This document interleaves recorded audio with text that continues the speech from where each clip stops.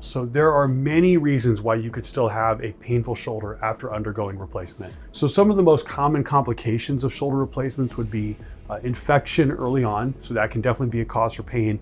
There are acute infections where it's very obvious that it's infected. There's also these slow growing bacteria that live inside your shoulder.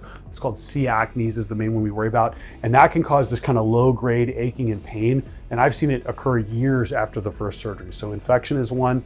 Two is, depending on what type of replacement, if it's a standard anatomic, failure of the subscapularis repair or failure of your rotator cuff can cause pain.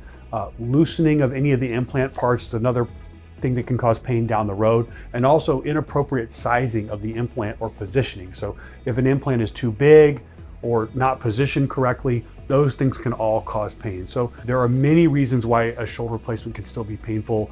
The first step obviously is getting it evaluated by someone who does a huge bulk of their practice as a shoulder surgery and also does a lot of revision shoulder surgery.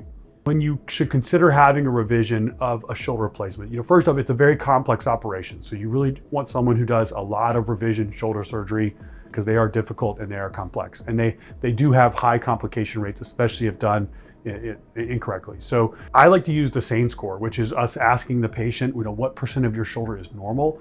If you had to give your shoulder a percentage of normal, what is it? So 100% is perfect, meaning you have full motion, full strength, no pain. That's perfect. If your SANE score is 80 or higher, like if you grade your shoulder as 80 or higher, then I would not consider having a revision. It doesn't make sense given the level of complexity of the surgery.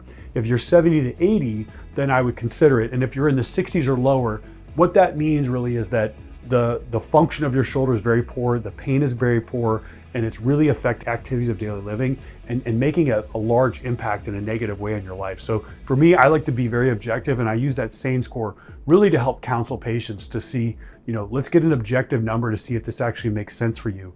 And then the other part too is what is the problem? It's a combination of what's the problem, what's the SANE score, what does the patient want? So it is it's a shared decision-making process, obviously. But yeah, I like to use that SANE score as a quick way to decide, is it bad enough for you to even consider it?